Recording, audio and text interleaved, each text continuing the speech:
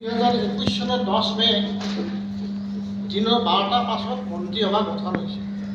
এই মন্ত্ৰীসভা গঠন হোৱা সময়ত এইখিনি সময়ত আমি দেখা পাইছোঁ যে লগ্ন আছিল সিংহ লগ্ন সপ্তমত বৰ্তমান শনিটো সাধাৰণতে অসমৰ কাৰণে সুবিধাজনক নহয়।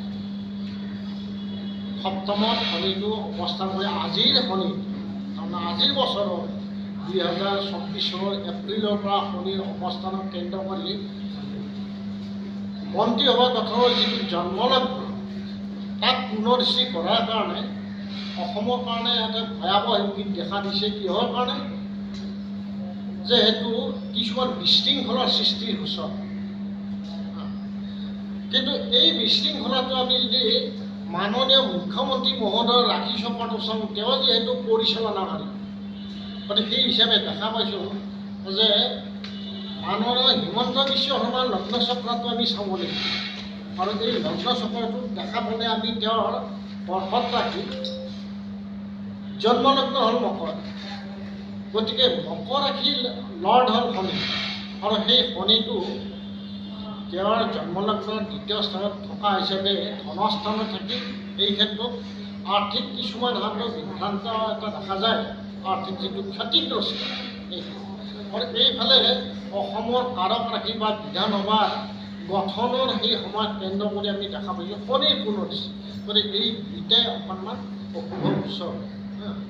কিন্তু এইটো ঠিক যে বৃহস্পতি সাধাৰণতে মাননীয় হিমন্ত বিশ্ব শৰ্মাদেৱৰ একাদশত বৃহস্পতি আছে, আৰু এইটো একাদশত বৃহস্পতি কেতিয়া যাব?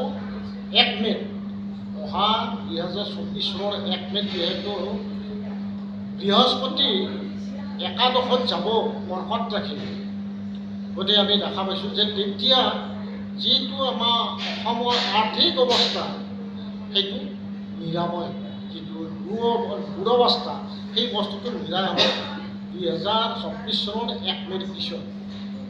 কিন্তু এইখিনি সময় 1 মে'লৈকে হয়তো বহু ক্ষেত্ৰত আৰ্থিক অনাটনৰ কাৰণে হয়তো তেওঁ বহু ক্ষেত্ৰত বাজেটবিলাক ক্ৰমবৃদ্ধি হিচাপে আমি লোন ল'ব লাগে। আৰু 1 মে'ৰ পিছত এইবিলাক ক্ৰমাগত সেই অৱস্থাটো আগৰ অৱস্থাটোলৈ ঘূৰি অহাৰ সম্ভাৱনাটো বেছি আছে আৰু হ'ব, যিহেতু তেওঁ ৰাশি চক্ৰৰ জৰিয়তেদি আমি ধনস্থানত শনিটো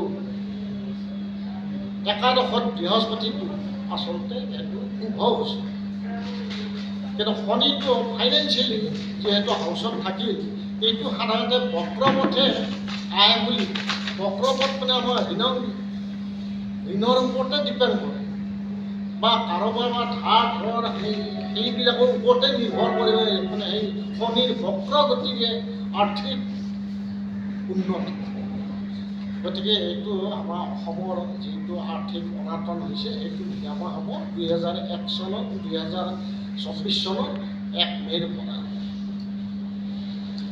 তেতিয়া আমি যদি নিজাববীয়া কৰি আমি হিমন্ত বিশ্ব শৰ্মাৰ ৰাশি চক্ৰটো চাওঁ, তেওঁ ৰাশি চক্ৰত এইটো যে জন্মগত হিচাপে আমি 5ম স্থানত বৃহস্পতি, আৰু এইটো এংগুল হাউচ বুলি কয়।